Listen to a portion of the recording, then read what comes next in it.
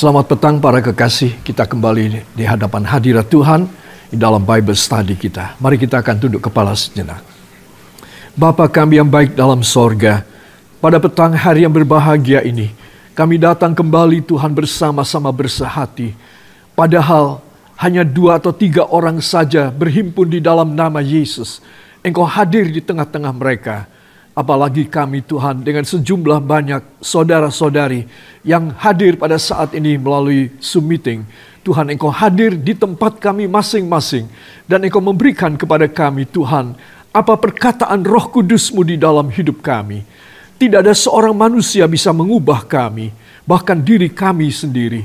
Tetapi kalau Roh Kudus yang berfirman, Roh Kudus yang bekerja, maka hidup kami akan diubah, akan dimuliakan, dan akan dicurahi dengan berkat-berkat-Mu yang dahsyat, di luar jangkauan pikiran kami sebagai manusia, di luar segala kenalaran kami.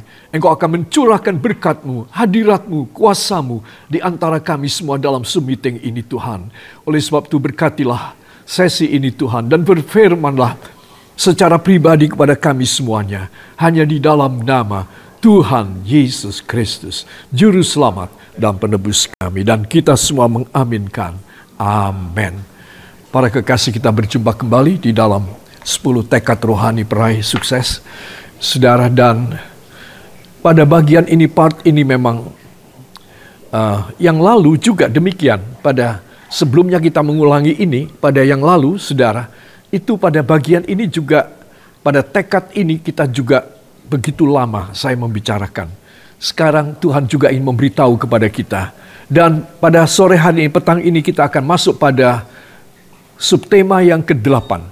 Ya saudara, kemarin kita subtema yang ke-7 dan sekarang kita akan masuk pada subtema yang ke-8. Apakah dia? Cuci otak, selamat dunia dan sorga. Saudara, kenapa kita masuk pada kata kalimat cuci otak? Ya saudara, karena kita sedang berbicara mengenai soal bagaimana kita menundukkan pikiran kita kepada Kristus supaya kita bisa mengalahkan semuanya. Itulah tekad yang keempat yang kita pelajari secara panjang lebar. Dan Tuhan membuka pada pada bagian kita mengulangi pelajaran ini, Tuhan membuka kepada saya dan kepada saudara begitu banyak rahasia firman yang sebelumnya itu tidak ada, saudara. Dan saya yakin apa yang Tuhan ingin saya dan saudara mengerti, tidak banyak yang Tuhan ingin kita mengerti, banyak itu enggak. Menurut penalaran firman Allah yang saya pahami, Tuhan itu asal melihat hati saya terbuka. Kalau hati saya dan hati saudara terbuka, Dia yang mengisi apa yang Dia mau isikan, saudara. Bukan maunya saya. Tuhan tolong ya bagian ini, atau sub ini Tuhan, atau soal ini, atau berkat yang ini ya Tuhan. Tidak, kita cuma membuka hati para kekasih. Jadi masing-masing kita bisa menerima hal yang berbeda. Walaupun pelajarannya sama. Nah, inilah unik dan mujizatnya, ajaibnya firman Tuhan. Di dalam satu ruangan kebaktian gereja yang kita layani, ada sekian puluh atau sekian ratus orang. Saudara, maka masing-masing itu bisa menerima porsi yang berbeda. Heran, ya, saya heran. Karena saya menemukan hal ini. Ya saudara, dan itulah keunikan dan keajaiban dari firman. Apa yang seorang pengkhotbah sampaikan, itu adalah keajaiban dan keunikan firman. Ya saudara, kita mendengarnya sama, kalimatnya sama, ya, pada waktu dan detik menit yang sama. Tetapi masuknya di hati kita beda. Ya, di mana letak perbedaannya? Ya, karena Dia Maha Tahu. Jadi, walaupun kita bersanding 1, 2, 3, 4 orang, 1, 2, 3, 4 orang ini bisa menerima berbeda. Karena Tuhan tuh melihat hati kita masing-masing. Amin. Itu sebab saat ini kita berhimpun, saudara-saudara berhimpun dalam MK. Saat ini kita berhimpun sekian saudara, sedikit atau banyak, saudara, masing-masing kita akan menerima. Kemungkinan ada yang sama, tetapi kita mempunyai perbedaan kebutuhan. Nah, disitulah Tuhan menilik isi hati kita. Ya saudara, sehingga dengan perbedaan kebutuhan, Dia mencukupi sesuai dengan itu. Ya saudara, itu sebab jangan kecil hati. Ya saudara, orang-orang yang apatis dan pesimis terhadap gereja, mereka mengatakan gimana orang banyak dalam satu ruangan bisa menerima hal-hal yang mereka butuhkan, omong kosong. Ya, saudara, karena mereka tidak mengalami, karena mereka tidak tahu betapa unik dan ajaibnya firman. Itu sebab saya besarkan hati saudara. Kalau saudara datang dengan persoalan yang pasti berbeda dengan orang lain di sekitar saudara, itu akan membuat saudara menjadi kagum, semakin kagum akan betapa unik dan ajaibnya Tuhan bekerja melalui firman yang saudara dengar setiap kali di gereja saudara. Dan juga istimewa dalam Zoom meeting ini kita berhimpun bersama-sama. Saudara, saya memfokuskan, Roh Kudus menyuruh saya masuk dalam subtema yang ke-8, cuci otak, selamat dunia dan sorga. Ya saudara, kita sudah sering mendengar tentang istilah cuci otak atau brainwashing. Ya saudara, tetapi kita akan melihat dari segi yang berbeda pada malam hari ini. Saya yakin semua kita mempunyai hal yang isi otak. Dan jangan lupa isi otak juga ada hubungan dengan isi hati kita. Ya, ini satu keunikan manusia. Ya saudara, yang dinamakan hati di dalam bidang rohani itu bukan heart, jantung, bukan. Ya saudara, heart atau jantung itu istilah medis, biologis, kedokteran. Ya saudara, tetapi hati yang dimaksud di dalam firman, hai anakku, serahkan hatimu kepadaku. Ya, Tuhan menegur kita, hatimu seperti gunung batu. Aku harus menghancurkan itu dengan palu godam, yaitu firman. Nah, ini hati yang beda. Ini hati yang abstrak. Ini hati yang tidak kelihatan mata. Tidak ada di mana letaknya. Ya saudara, tetapi kita harus tahu, hati itu maksudnya adalah jiwa kita. Jiwa kita ini harus diisi dengan roh Allah. Kita punya tubuh. Kita punya jiwa. Nah, jiwa ini yang dimaksud dengan hati. Ya, di mana ada roh Allah di dalamnya. Kalau ditanya di mana letak hati yang harus diserahkan kepada Tuhan, kalau saya serahkan saya tidak punya hati lagi. Nah, itu salah lagi. Hati itu adalah jiwa kita. Jiwa inilah yang menampung firman. Jiwa inilah yang akan dibentuk oleh Tuhan. Sehingga sesuai dengan penyerahan hati kita kepada Tuhan, sebegitu indah Tuhan akan membentuk kita. Ya, mari ulangi kalimat ini ya supaya kita betul-betul bisa mengerti. Katakan, seberapa saya berserah kepada Tuhan, maka hati saya penuh dengan keunikan dari isi hati Allah. Ya, jadi saya menyerahkan hati saya, saudara menyerahkan hati saudara. Wah, itu hanya itu memang yang kita bisa lakukan. Kita mungkin berdoa, kita memaksa Tuhan, itu tambah tidak baik lagi.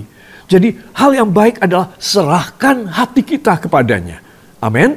Setelah kita menyerahkan hati kita kepadanya, maka dia akan mengisi sesuai dengan kehendaknya dan sesuai dengan kebutuhan kita.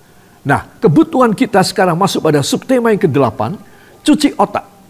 Ya saudara, kalau kita tidak dicuci otak, kita tidak selamat di dunia, apalagi sorga itu hanya fata morgana. Itu hanya impian di siang hari bolong belaka. Itu sebab kita harus perlu dicuci otak. Ya, mari kita akan masuk dalam bagian pelajaran yang unik. Pelajaran yang sangat terhubung dengan otak ini loh, saudara. Ini otak nyata. Ini otak benar-benar fisiologis. Yaitu ilmu fisik daripada tubuh manusia. Benar-benar ada. Beda dengan hati tadi. Ya saudara. Nah, kita akan pelajari di sini tentang cuci otak ini. Ya saudara. Kemarin saya mengingatkan sedikit ya. Kemarin kita bicara terakhir tentang kairos, yaitu mesin percepatan Allah bagi mujizat. Ya saudara. Apa pertimbangan Tuhan Allah agar waktunya atau kairos harus dipercepat? Matius 24, 22 sampai 25, yaitu karena hal-hal, ya fenomena-fenomena baik alam, baik manusiawi, ya itu akan terjadi. Makanya waktunya dipercepat. Nah, kalau waktu Tuhan dipercepat pada saya, sementara otak saya tidak dicuci, otak saudara tidak dicuci, saudara, maka cuma Tuhan itu bertepuk tangan sebelah. Dia mempercepat kairos, dia mempercepat waktu untuk menyelamatkan kita. Dalam perpendekan, dalam percepatan waktu, otak kita nggak beres. Kan nggak klop. Itu sebab Tuhan perintahkan saya malam ini untuk berbicara mengenai soal cuci otak. Ya, dan ini adalah satu hal yang penting sekali. Dan saya ingatkan saudara, kita selama 2 pertemuan terakhir tentang diagram zaman, ya saudara, ada lengkung besar, ada 3, masing-masing 2000 tahun, ya saudara, dan lengkung kecil terakhir yaitu 1000 tahun. 1000 tahun kerajaan, 1000 tahun di bumi. Di mana lokasinya tidak tahu, di benua mana, di perairan samudera mana tidak tahu. Ya, itu satu misteri Allah. Orang yang dicuci otaknya akan segera mengerti apa kehendak Tuhan. Ya. Saya tuliskan 7 harinya Allah. Ya, saudara. Dan setiap lengkung itu 2 hari atau 2000, mulai dari Abram, ini bapak segala orang percaya. Kenapa Tuhan memilih Abram? Iya, karena dia, kata surat Ibrani, dia akan menjadi bapak segala orang percaya. Ya, itu sebab itu dia tonggak sejarah pertama dari umat manusia. 2000 tahun kemudian, ya muncullah Musa. Saudara, uniknya Musa berbeda dengan Abram. Saudara, Abram itu orang bebas, saudagar, orang tuanya kaya raya. Ya, saudara, mereka adalah kafilah yang penuh dengan kekayaan, berpindah tempat juga untuk mencari keuntungan. Kadang-kadang mereka menambang minyak dan lain sebagainya. Mereka pergi bercocok tanam. Ketika tanah sudah tidak subur, mereka pindah lagi. Itu namanya kafilah. Ya saudara, orang tua Abram itu orang berada, orang kaya raya. Tuhan memanggil anaknya dan istrinya untuk keluar dari Ur Kasdim. Saudara, sekarang kita melihat Musa. Musa adalah anak orang miskin. Ya, saudara, yang disembunyikan oleh ibunya dan kakaknya di perairan di pinggir sungai Nil. Karena ada perintah atau maklumat Firaun untuk membunuh semua anak laki-laki. Ya, saudara.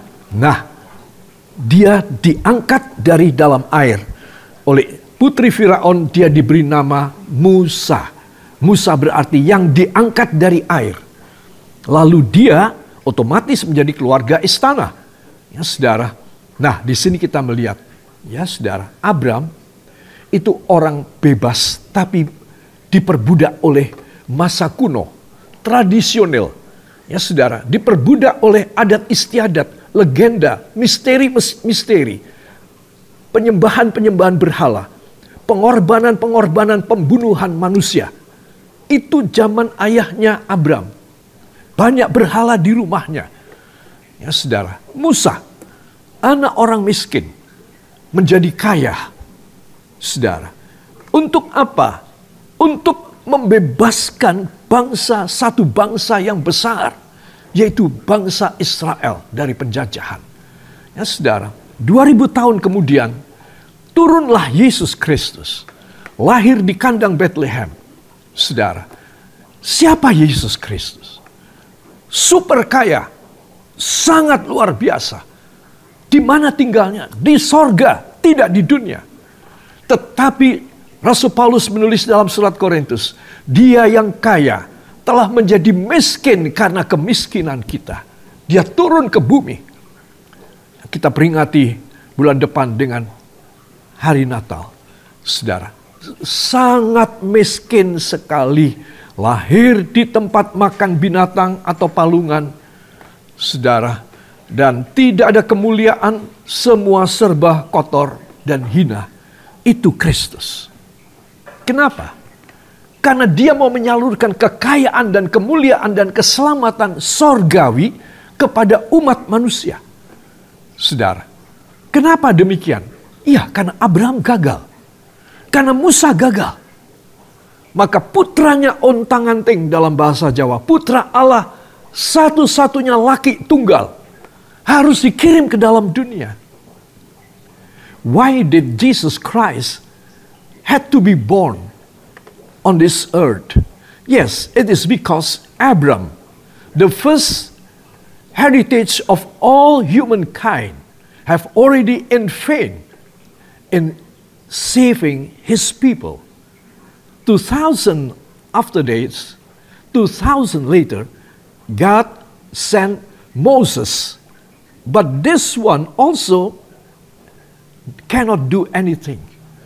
And even though Moses have already striving and struggling against the Pharaoh, but Pharaoh cannot be disabled by him. It is because Moses not enough power, and so many things in his weaknesses, God cannot use anymore Moses. That's why God must give his only begotten Son, Jesus Christ, the only one from heaven, from his all richness, to become poor and make us to be saved by his poorness. Itu sebab Yesus Kristus dikirim oleh Allah Bapa dari sumber kekayaan yang dahsyat. Untuk apa? Turun ke dunia. Untuk apa? Untuk mensubstitusi, menggantikan kegagalan Musa, kegagalan Abraham. Semua itu ditanggung Yesus. Dan untuk menanggung itu, Yesuslah yang mati. Untuk semua manusia. Abraham tidak bisa mati untuk semua manusia. Musa tidak bisa mati untuk semua manusia. Tapi Allah yang bisa mati untuk semua manusia. Beri tepuk tangan bagi dia. Haleluya. Saudara, diagram ini memberitahukan kepada kita tentang rencana Allah yang dahsyat. Sekarang kita sedang menghadapi 2000 tahun, lengkung 2000 yang terakhir. Yang segera akan disambung dengan lengkung 1000 tahun yang akan datang. Antah berantah. Kita tidak ada pengetahuan setitik pun mengenai soal kerajaan 1000 tahun. Hanya disebutkan kerajaan damai 1000 tahun. Di mana kita akan memerintah bersama Kristus. Saudara, ini sesuatu rahasia misteri yang sangat banyak belum diungkap oleh Tuhan. Ya, oke, kita tinggalkan hal itu. Kita sekarang berjalan melihat apa yang kita hadapi di depan kita. Di depan mata kita. Atau setidaknya pada tahun-tahun mendatang. Ya saudara, ini tentang 7 hari, saya ulangi sekali lagi. Sehingga jangan sampai saudara, kalau ditanya tentang 7 hari Allah, saudara tidak bisa menjawab. Ya, tidak boleh, harus bisa jawab. Kairos untuk gejala-gejala ini. Ayo dipercepat. Ya, apa? Ya, saya ulangi sekilas. Hidup tanpa peningkatan status. Saudara, orang mengganti status di IG ataupun di Facebook atau di WhatsApp. Ya saudara, semuanya diungkap apa?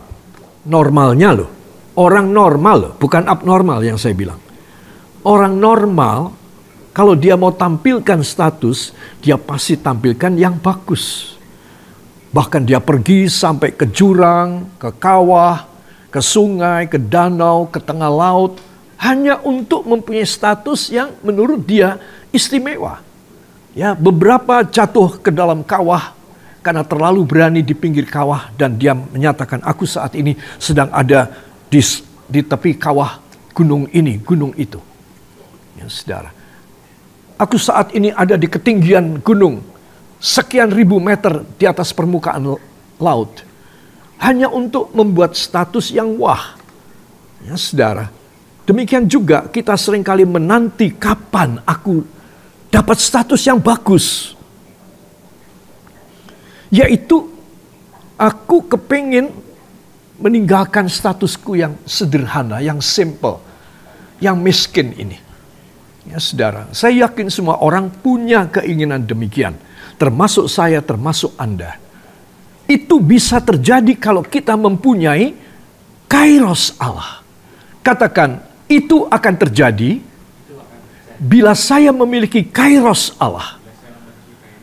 Waktu saya dipercepat, sehingga dalam tempo singkat, mujizat terjadi pada saya.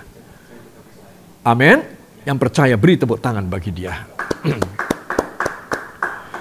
Tetap berharap ya untuk pertama ini. Kedua, kairos untuk gejala kedua ini. Jarang exciting oleh mujizat Tuhan Yesus. Artinya apa? Hidup ini biasa aja. Normal aja. Membosankan aja. Ya, kita menjadi jemu aja. Saudara, nggak ada yang exciting. Saudara, excitingnya negatif. Kena sakit, dokter bilang sakitmu nggak bisa disembuhin. Ya, kamu punya uang berapapun nggak bisa sembuh. Exciting memang, tetapi cilaka. Ya, tetapi kita mengharap exciting mujizat Tuhan tak kunjung tiba. Itu sebab perlu percepatan kairos.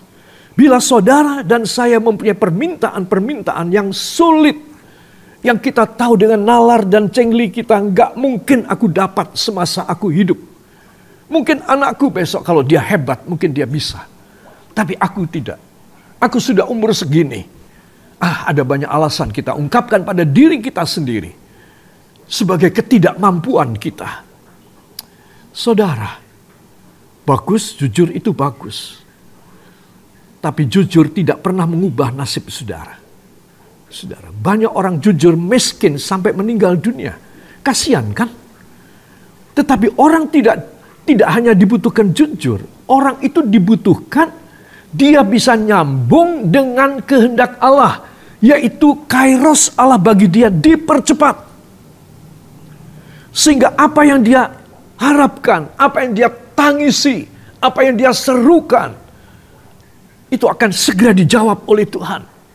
Dan saya yakin malam hari ini Tuhan akan melakukan banyak pekerjaan yang ajaib bagi saudara-saudara, rekan-rekan saya, hamba Tuhan, Bapak dan Ibu pendeta, penginjil, pembantu pendeta, pendeta muda, dan pendeta penuh. Saya yakin Tuhan menjawab doa semua hamba Tuhan. Amin. Semua hamba Tuhan yang percaya, beri tepuk tangan bagi dia. Haleluya. Tetapi juga bagi jemaat Tuhan yang hadir melalui MK atau melalui pribadi saudara dari rumah dan saudara terhubung dengan link ini, saudara, walaupun saudara bukan seorang full timer, hanya seorang part timer yang melayani Tuhan, saudara juga boleh mendapat hal yang exciting dari mujizat Tuhan. Kenapa tidak boleh? Anda dan saya mempunyai hak yang sama. Semua katakan, boleh atau tidaknya tergantung saya mengerti firman atau tidak. Ya. Cepat atau lambatnya tergantung saya percaya pada kairos Allah atau tidak. Jadi semua itu pada kita. Semua tergantung pada kita. Dia sudah menganugerahi kita perjanjian segini banyak. Dan dia hanya minta supaya saya dan Anda bisa melakukan kehendaknya. Bisa menyerahkan hati kita kepadanya. Bisa total dan tuhu kepadanya. Cuma itu, saudara. Menjadi orang Kristen, apalagi orang Kristen yang berhasil, itu mudah. Siapa bilang sulit? Itu mudah. Saudara, dari pengalaman saya dan Ibu Gembala almarhum melayani Tuhan, jemaat-jemaat yang maaf kata sangat miskin, sangat di bawah garis kemiskinan. Ya saudara, dan Tuhan membuat saya dan istri itu tunduk untuk melayani orang-orang miskin, orang-orang sekeng di kota Magelang. Untuk apa? Saya langsung ngerti loh saudara. Saya langsung kroso. Saya kerasa di hati. Oh, aku ditugasi untuk mengubah mereka yang nasibnya jelek. Mereka yang sekeng hidupnya. Mereka yang miskin. Mereka yang dipandang mata sebelah. Orang kalau lewat melihat, oh kamu pemulung, buang muka. Buang muka. Siapa mau melihat seorang pemulung? Terus terang aja. Bawa keranjang, kemudian alat untuk menggait barang, ya, yang ada cantolannya itu. Ya, pakai topi supaya tidak kepanasan. Juga untuk menyembunyikan wajah sesungguhnya dia dari orang-orang lain. Siapa mau perhatikan? Tetapi orang-orang itulah yang dipilih oleh Tuhan. Beberapa untuk masuk dalam gereja kami yang mula-mula. Dalam tempo singkat, saya kasih tahu, pernah saya cerita, 3 bulan. 3 bulan. Orang-orang miskin yang sekeng dalam gereja awal kami, jemaat awal kami, mulai dirubah oleh Tuhan. Mereka meninggalkan pekerjaan pemulung karena Tuhan memberi pekerjaan yang lebih mulia, yaitu membuka kios atau warung di depan rumah mereka, atau masak atau menjahit. Ada yang memberi mesin jahit tangan putaran. Saudara, ada yang memberi peralatan masak. Saya dan istri membantu untuk menyekolahkan anaknya. Dari anak itu umur 11 tahun tidak pernah masuk sekolah. Saudara, ditolak oleh sekolah manapun di kota Magelang karena sudah 11 tahun. Mau masuk kelas berapa dia? Nggak ada jalan untuk dia belajar. Ibu Gembala almarhum mengadakan kelas di ruang gereja kita di Jalan Jambon nomor 6. Untuk 6 orang anak laki perempuan. Segala usia. Beda-beda usia. Ibu Gembala mengajar seperti guru kepada mereka. Coba. Kami itu harus mengadakan sesuatu perubahan. Saudara pikir menjadi gembala itu cuma memerintah orang, khotbah, mengunjungi orang, anjang sana, besuk sini. Kurang komplit. Menjadi gembala itu harus seperti mencuci kaki.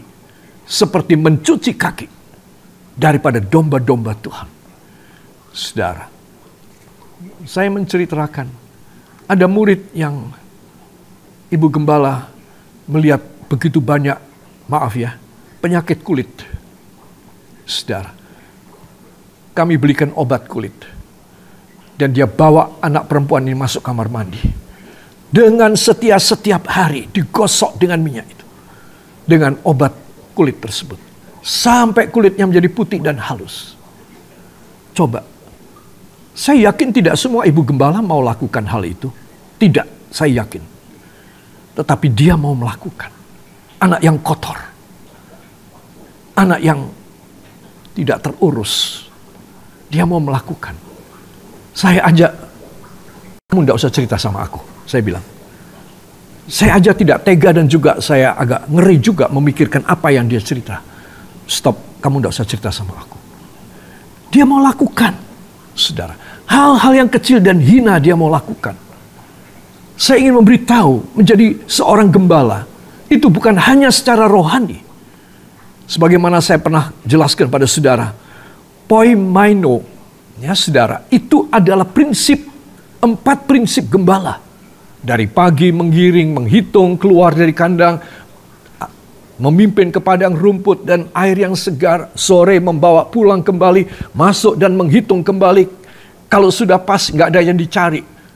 Dan keempat, tidur melintang di pintu. Karena tidak ada daun pintu. Tidur melintang. Menjaga kawanan domba di dalam kandang. Wajahnya keluar. Dia tidur miring untuk melihat ada bahaya mau masuk. Pencurikah? Binatang buaskah? Dan dia berkata, I am the door for the sheep. Yo aku iki lawange, kanggo wedus-wedus iku. Dia mengatakan, aku ini pintunya. Satu kali pintu ini gugur di kayu salib. Satu kali pintu ini berkata, sudah genap. Artinya aku sudah membayar. I have paid off all things concerning your life. Dia gugur di kayu salib. Saudara, satu kali pada jemaat awal kita di Jogja, kami menyewa gedung pertemuan studio RRI Jogja. Ruangannya besar, bisa masuk 500 orang. Dan saya berkhotbah di situ pada waktu itu. Saya berkhotbah pada Jumat Agung. Dan saya memperhalus kata kalimat Yesus mati di kayu salib. Jadi saya menggunakan kata gugur. Karena mengingat dia pahlawan kita. Karena saya ingin menghormati kematiannya. Kata mati gitu kok rasanya hina sekali. Kayak apalah ya, anjing mati, kucing mati. Saudara, saya mengubah dalam khotbah saya beberapa kali gugur. Selesai kebaktian, ketika jabat tangan, seorang pemuda mengatakan, Om Roy, saya kok kurang setuju kalau Om berkata Yesus gugur. Karena Yesus memang matinya hina. Ya, saya tahu. Kamu betul. Saya bilang, kamu betul. Cuma saya ingin mengubah sesuatu supaya lebih hormat kepada Juru Selamat dan Allah kita.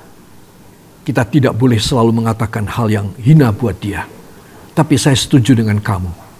Memang dia mati. Memang dia mati, hina banget. Iya Om Roy. Terima kasih ya Om Roy. Saya cuma sekedar mengungkapkan isi hati saya. Bahwa yang paling tepat itu memang mati. Karena Yesus menanggung dosa kita. Betul, kamu pintar saya bilang. Jadi saya ditegur dengan, karena saya mengubah kata mati dengan gugur. Walaupun saya tidak salah. Saya ingin menghargai kematiannya. Seperti pahlawan itu tidak mati. Tapi pahlawan itu gugur. Ya, tidak boleh dikatakan bahwa Pangeran Diponegoro itu mati. Tidak boleh. Gugur. Ya. Pahlawan nasional Teguh Umar atau Sisingamangaraja atau Pierre Tendean mati, tidak boleh, gugur. Ya saudara, saya ingin demikian. Nah, jadi saudara, saya katakan pada saudara, seorang gembala dia harus segala perkara dia mau lakukan asal dia bisa menyelamatkan orang. Saya katakan tadi, istri saya, Pastor Syaini, dia melakukan apa saja yang tidak sembarang istri pendeta mau lakukan. Itu saya saksinya di hadapan Tuhan. Itu sebab dia harus istirahat lebih dahulu di sorga. Saudara. Nah, jadi banyak hal yang kita pikirkan melayani Tuhan itu enak dan senang. Engkau pasti salah. Melayani Tuhan itu penuh pengorbanan. Sampai menit ini, sampai jam ini saya melayani Tuhan. Juga harus penuh pengorbanan. Dalam banyak hal yang dulu saya tidak bisa korbankan, sekarang saya bisa korbankan. Melayani Tuhan adalah mempersembahkan hidup kita. Kalau kita bisa melakukan demikian, poin kedua ini jarang exciting oleh mujizat Yesus. Saudara, ini lewat. Kita akan mengalami banyak excitements yang kita akan terperangah. Kita sangat surprisingly, kita akan sangat terkejut bahwa Tuhan melakukan. Bagi para pelayan-pelayan sidang, gereja manapun saudara, saudara membantu gembala saudara, itu bagus. Tetapi kalau saudara membantu tidak total, itu kurang bagus. Poin kedua ini gak bakal terjadi pada Anda. Kalau saudara membantu pekerjaan Tuhan, saudara punya pikiran, aku kepingin hal yang exciting terjadi padaku. Mujizat mudah terjadi padaku. Maka itu mendorong saudara untuk lebih total membantu gembala sidang saudara. Dan itu akan memberikan pahala kepada saudara. Saudara akan diuntungkan, saudara akan mendapat kemuliaan Tuhan. Kenapa? Karena saudara ada pada masa waktu kairos Tuhan. Banyak orang Kristen, apalagi di luar Kristus, nggak ngerti tentang kairos ini. Jadi mereka cuma berdoa aja. Tuhan, Engkau tidak menjawab doa hamba. Ya udah, hamba akan mundur daripadamu. Atau hamba pindah agama aja. Atau hamba minta orang-orang dukunlah yang sakti. Atau orang-orang pintar. Kenapa? Karena mereka nggak ada yang jelaskan soal ini. Kalau ada yang jelaskan, saya yakin mereka sadar. Itu sebab anak-anak Tuhan, Zoom meeting ini istimewa. Saya sangat berharap lebih banyak orang bisa saudara bawa datang dalam Zoom meeting. Kalau mereka belum bisa bertemu atau menyatu dalam MK, Mesbah Keluarga, maka anjurkan mereka untuk mereka tergabung untuk klik link kita dan mereka menonton di rumah. It's okay, no problem. Ya, itu juga bagus. Tetapi kalau bisa bersama-sama, ada secara langsung bersama dengan kita sekalian, itu lebih bagus. Apa sebab? Saya khawatir kairos bagi mereka. Mereka sudah nggak kebagian. Nah ini, mereka sudah nggak kebagian kairos. Saya khawatir. Mereka mau mengerti, tapi waktunya sudah habis. Kasihan kan? Kalau saudara mempunyai hati cinta kepada jiwa-jiwa lain, maka saya anjurkan saudara harus cari jiwa. Saudara harus bawa jiwa-jiwa datang kepada Tuhan. Bukan hanya tadi himbauan saya supaya saudara mengajak mereka masuk tergabung dalam Zoom meeting kita ini. Tetapi dalam gereja-gereja saudara. Ajak mereka datang ke gereja saudara. Itu adalah pekerjaan yang paling indah di mata Tuhan. I just told that our ministry is not just preaching only. Deliver a sermon before God's people. It's just a very simple and easy thing for a pastor. Actually, right like that. But more, deeper and deeper than that. We have to serve the people as God's people, the sheep of God and the lambs of God. By doing so many things that will change their life, change their mind, change their decision to surrender all to God by our simple and lowly in the action. I just told that Shiny at that time will wash and rubbed the back of a little girl filled with all the skin diseases. Yeah, she did like this. Saudara, melayani Tuhan itu adalah sesuatu hal di mana mata Tuhan itu langsung. Semula Tuhan lihat yang lain. Begitu dia tahu saudara melayani Tuhan, saya melayani Tuhan, dia melihat saya, dia melihat saudara. Amin. Yang percaya beri tepuk tangan buat Tuhan. Tidak ada seorang pelayan Tuhan tidak diperhatikan oleh mata Allah. Kalau dia sungguh-sungguh. Kalau dia tidak main-main. Kalau dia tidak tuh cari duit. Dengan segenap hati dia melayani Tuhan. Mata Tuhan ada di atas hidup dia. Itu sebab saya ingin menegaskan. Jangan setengah-setengah kalau mau melayani Tuhan. Karena itu tidak baik buat saudara. Sekaligus seluruh hidup saudara. Persembahkan kepada Tuhan. Di dalam perubahan yang membuat dampak, yang berbuat dampak, ya saudara, impact yang baik buat orang-orang lain, ya. Nah, yang terakhir, sementara umur dan nasib jelek mengejar terus, yaitu nomor 1 dan nomor 2 dibutuhkan, supaya nomor 3 kita sukses, ya saudara. Ayatnya ada pada Yesaya pasal yang ke-45 ayat 5a sampai dengan dan ayat yang ke-7, bahwa Tuhan akan membuka jalan di padang-padang gurun. Dan tanah-tanah gersang akan diairi dengan sungai-sungai. Tuhan akan membuat taman-taman Firdaus yang baru di dalam hidup saudara. Dalam hidup saya. Bila kita menghargai kairos. Apa yang menjadi cita-cita kita. Apa yang menjadi sesuatu keinginan yang besar. Ambisi kita. Tuhan akan penuhkan. Selama itu berkenan kepada Tuhan. Itu sebab anak-anak Tuhan, ya, dengan hal ini saya ingin supaya kita semua menyadari, ya.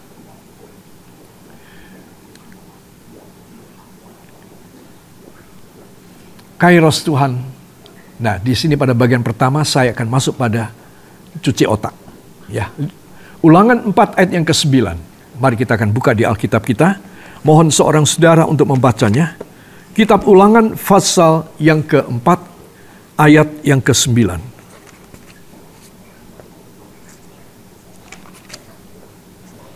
Ulangan 4 ayat 9. Tetapi waspadalah dan berhati-hatilah, supaya jangan engkau melupakan hal yang dilihat oleh matamu sendiri itu, dan supaya jangan semuanya itu hilang dari ingatanmu seumur hidupmu. Beritahukanlah kepada anak-anakmu dan kepada cucu-cucumu semuanya itu. Amin. Amin. Terima kasih. Nana Adli, ya, pengantin baru. Terima kasih, Nana. Ya, saudara, kita baca di sini, tetapi waspadalah dan berhati-hatilah supaya jangan engkau melupakan hal-hal, nih lihat, 1, yang dilihat oleh matamu sendiri itu. Dan supaya jangan semuanya itu hilang dari ingatanmu. Yang kedua, jangan hilang dari ingatanmu seumur hidupmu. Nah, saya ingin menekankan 2 hal ini. Apa yang dilihat oleh matamu itu sudah memorize, sudah termemori di dalam otakmu kan? Nah, lalu apa yang kedua? Dan supaya jangan semuanya itu hilang dari ingatanmu. Apa yang masuk dari melalui mata itu harus masuk dalam memori seumur hidupmu. Apa sih yang Tuhan mempermasalahkan? Yang mereka lihat itu apa? Yang mereka lihat itu adalah mujizat yang hampir saben hari Tuhan lakukan selama 40 tahun suntuk dalam pengembaraan mereka. Kalikan 40 kali 365 hari. Begitu banyak mujizat Tuhan lakukan. Dan mereka melihat. Mereka diselamatkan dari bangsa-bangsa lain. Mereka tidak punya makanan, Tuhan kasih makanan. Tidak punya air minum. Berapa kali Tuhan kasih air minum. Saben pagi mereka dikasih makan dari sorga. Saudara, mereka melihat. Nah, itu harus kamu memori otak. Seringkali kita punya otak diisi dengan memori-memori yang gak karu-karuan, yang kotor, yang najis, yang tidak berkenan kepada Tuhan. Ya, saudara, untuk menyenangkan hati saudara sendiri, menyenangkan teman-teman dan famili saudara sendiri. Sehingga otak ini kotor. Tuhan ingin supaya mereka itu hanya mememorize hal-hal mujizat, perbuatan dan karya tangan Tuhan saja. Nah, bisakah kita manusia di zaman modern ini melaksanakan firman ini? Bisakah kita melakukan hanya mememorize perkara-perkara rohani saja? Nah, ini yang kita harus belajar. Ya saudara, supaya apa? Supaya seminim mungkin hal-hal dosa dan duniawi itu berada di otak kita. Saya yakin kita mengatakan tidak bisa 0% hal-hal duniawi. Mungkin ada 10%, 20% itu normal. Mungkin saya tidak tahu angkanya yang persis. Yang kita katakan tetap ada, saudara. Tetapi kita harus usaha. Makanya otak ini penting sekali, saudara. Ya, satu kali saya dan Ibu Gembala beberapa tahun yang lalu, kalau kami ke Surabaya itu cuma cari makanan apa? Soto Madura. Ya, sekarang tahu kan rahasia kuliner saya. Kadang-kadang kami terbang pagi dari Jogja ke Surabaya. Dan kemudian dengan flight terakhir dari Surabaya kembali ke Jogja. Di antaranya untuk makan soto Madura. Itu berkali-kali kami lakukan. Saudara, nah, satu kali saya dan Ibu Gembala masuk di satu restoran soto Madura di Surabaya. Kalau saudara pasti kaget. kalau orang Surabaya tidak kaget. Penjualnya yang sedang menyiduk, ya, itu kan khas itu, ya, ciduknya panjang itu, 1 meter kira-kira, ya kira-kira ya 80 cm lah, ya, mengeruk dari bawah, sambil dia bekerja menuang pada piring, ya saudara, saya dan istri masuk, dia bertanya, "Om pakai otak enggak?" Saudara, kalau saudara pasti tersinggung, saudara, ya. Maksudnya sotonya itu pakai otak apa enggak? Karena regone bedo, ya, karena harganya lain, ya. Pakai otak itu harganya lebih mahal, ya. Tapi saya sudah biasa. Saya jawab, "Biasa nih, Cak," saya bilang gitu, ya, karena dia mengenal saya walaupun saya tinggal di Magelang. Kita sering kali datang. Saudara, kita kalau ditanya orang, "Kamu pakai otak enggak?" Marah dong. Ya, marah. Tapi kalau di bidang persotoan, jangan marah. Ya, karena kalau saudara marah, sotonya orang enak nanti. Ya, itu sebab saudara, saya perlu memberitahu kepada saudara, otak ini penting sekali. Ya, bagaimana pentingnya? Bisa bertanya pada Bapak Pendeta Yosef. Ya, penting sekali. Yaitu apa? Mendengarkan firman dan merenungkan firman. Ye ye ye, ya, lagu dengan ritme Amboina itu. Jangan lupa apa yang dilihat matamu dan yang ada di memorimu. Itu yang harus kau ajar pada keturunanmu. Gak mungkin kita mengajar memori kotor dari otak kita kepada anak cucu kita. Gak mungkin kan? Makanya itu harus buang. Otak ini harus bersih. Kalau otak kita sudah bersih, kita bisa mengajar pada anak keturunan kita. Amin, saudara. Nah, itu sebab hal pertama ini saya berhenti di sini, ya. Kita skip lebih dulu nomor 2, nomor 3, dan nomor 4. Kita masuk pada hal otak.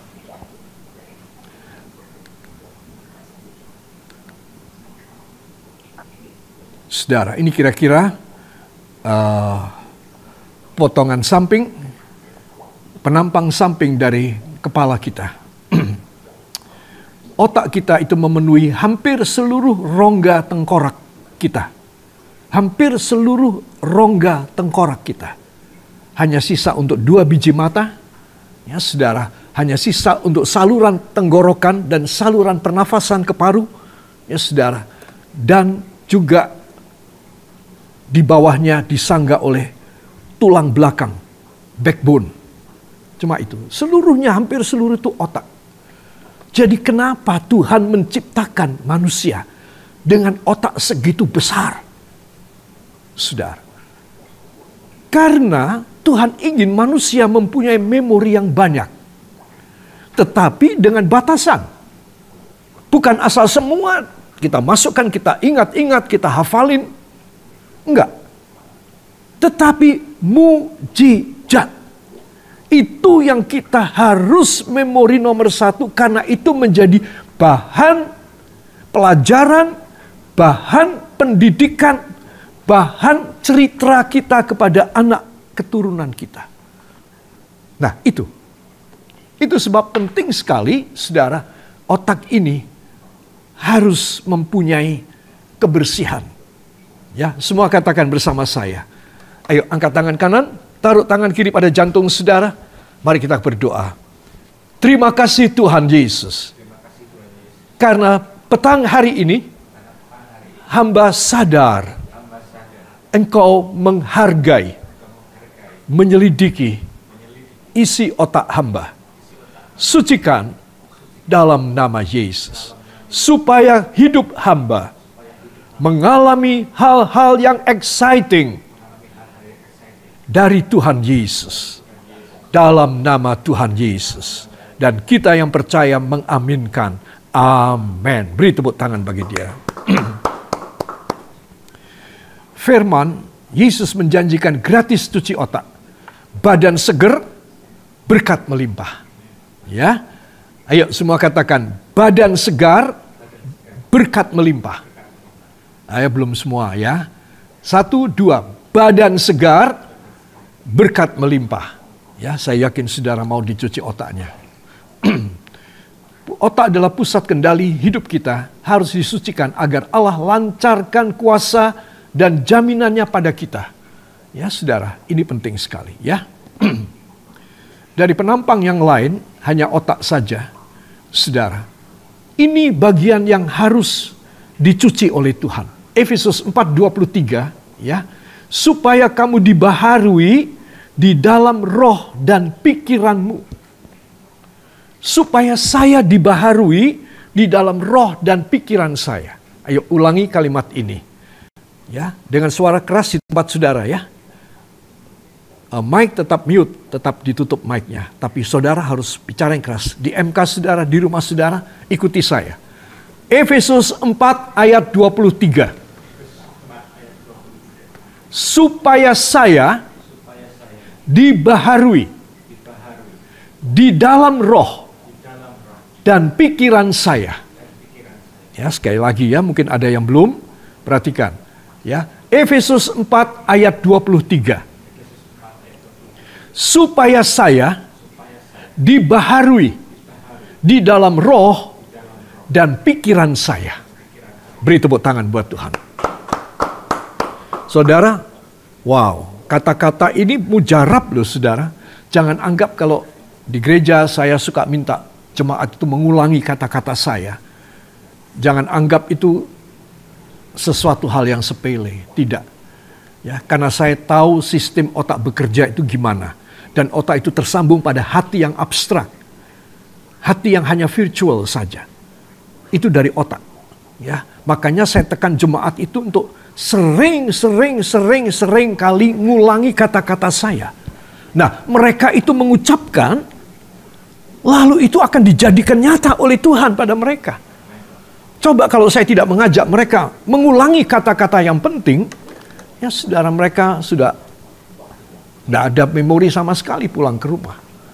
Tapi karena mereka mengucap, berapa kali saya bilang, syaraf ini dikendalikan dari otak. Otak mememori, gerakan itu, kalau saudara melihat grafik ya, di rumah sakit, pada peralatan perlengkapan bagi orang-orang yang setengah sadar atau terminate, itu grafiknya ada. Ya. Pulse-nya ada. Itu ketika kita bicara, ngulangi lagi, itu pulse bekerja. Gelombang otak bekerja. Listrik otak merekam. Listrik otak bekerja. Jadi para pendeta, para pengkhotbah, saya menganjurkan harus suka mengajak jemaat untuk mengulangi kata-kata yang penting. Supaya apa? Supaya mereka itu bukan cuma apal, tetapi itu mengisi memori mereka. Ya, saudara, itu penting sekali ya. Nah, saya kembali di sini. Di dalam Efesus 4 ayat 23 dalam terjemahan English Jubilee 2000 Bible disebutkan, and be renewed in the spirit of your understanding.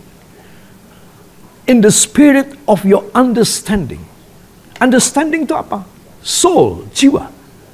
Nah, otak itu adalah kita punya understanding, memori juga.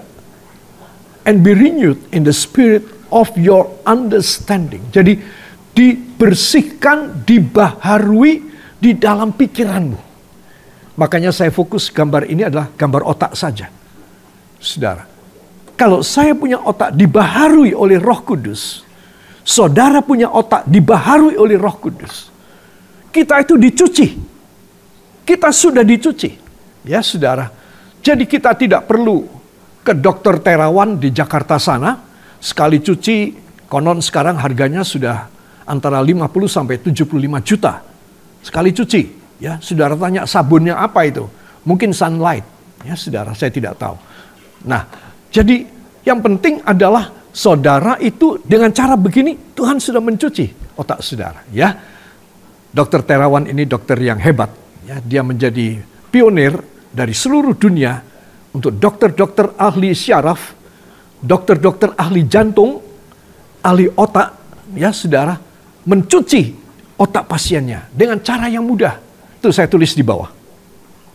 Yang namanya dalam bahasa Inggris, dalam nama medical adalah Digital Subtraction Angiography. Digital Subtraction Angiography atau DSA. Ya, sekarang di Indonesia di beberapa kota sudah ada. Nah, dibantu oleh sinar X, maka obatnya itu murah dan ada di setiap apotek jual. Namanya heparin. Wah, nanti malam ini saya cari di apotek. Ya, saya akan minum biar cuci otak. Malah nanti jadi almarhum. Ya, tidak usah. Karena untuk ini hanya dilakukan oleh ahlinya saja. Ya, heparin ini dimasukkan dengan satu saluran pada urat nadi kita, arteri kita, masukkan saluran yang tipis itu masuk terus sampai dalam, dipandu oleh sinar X di layar monitor sampai pada bagian yang buntu dari syaraf otak kita. Nah, setelah itu disuntikkan melalui saluran tersebut heparin. Nah, itu akan bisa prosesnya beberapa jam, plong semua. Itu dituliskan di sini dalam bahasa Inggris, blood clot in the middle cerebral artery. Dari urat nadi otak. Cerebral artery itu urat nadi otak. Itu ada sumbatan dengan heparin ini, plong. Itu di sana, gambar besarnya. Ini gambar mikroskopiknya. Ya saudara, itu sebab kita tidak perlu ke sana, kecuali saudara kepingin, ya tidak apa-apa. Karena memang itu juga berguna, ya saudara. Dan inilah yang dikerjakan oleh manusia untuk mencuci otak. Bukan ini. Ya, maksud Tuhan adalah supaya saya dan saudara disucikan sama sekali dan diganti dengan memori ajaib. Katakan, isi otak saya diisi dengan memori ajaib. Dengan demikian, Tuhan senang memberi ajaib. Karena saya memori dalam otak saya, dalam hati saya, demi nama Yesus. Beri tepuk tangan bagi dia.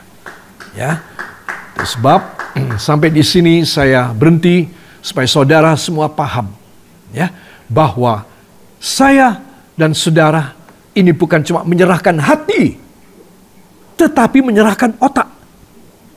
Supaya kita mudah pada kairos Tuhan, mudah mengalami mujizat. Karena sudah ada memorinya. Ketika COVID mengganas di seluruh dunia, kenapa kita disuntik dengan vaksin? Vaksin itu membuat memori. Memori di mana? Memori pada sel-sel antibodi kita. Supaya itu vaksin memberikan memori. Nanti kalau masuk, ya, virus, bakteri, baksel, istimewa virus, virusnya adalah virus COVID-19, kamu harus serang. Hebatnya saudara, padahal sel itu kita nggak bisa lihat dengan mata telanjang gini. Harus dengan mikroskopik, dengan mikroskop atom, baru kita bisa melihat. Sel yang sangat kecil. Dia bisa diajari.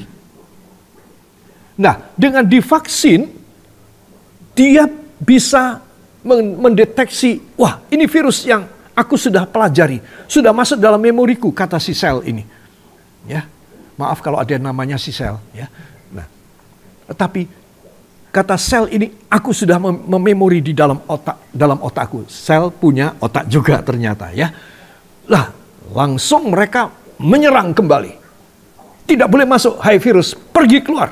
Aku usir kamu. Itu cara kerja vaksin COVID. Sel pun punya memori. Jadi saudara, kalau saya dan saudara itu mempunyai banyak memori firman, maka itu memori firman selalu mengharap mujizat lagi. Mujizat lagi. Wah, ini bagus untuk kita. Ayo kita simpan. Mana lagi? Tuhan, mana lagi Tuhan? Oh, ini bagus juga buat saya. Lakukan mujizatmu, lakukan mujizatmu. Itu loh saudara maksudnya. Ini saya bicara secara mikro. Jadi kita kalau membaca secara makro, kita tidak ngerti maksudnya. Otak itu kenapa harus kita memori mujizat. Secara mikronya adalah supaya kita menarik mujizat-mujizat lain terjadi. Menjadi memori baru, memori tambahan, memori baru, memori tambahan. Saya yakin pertemuan kita malam ini membuat saudara paham. Dan kalau saudara paham, saudara hanya menyiapkan satu, hati saudara. Amin. Katakan, saya menyiapkan hati saya. Dua, saya minta otak saya disucikan. Dua ini membuat saya efektif dalam kairos Tuhan yang dipercepat. Amin. Beri tepuk tangan bagi dia. Semua mata dipejamkan dan kita datang dalam firman. Dear Heavenly Father, we just thank you for everything. And especially, Lord Jesus, for the teaching this evening through the Zoom meeting.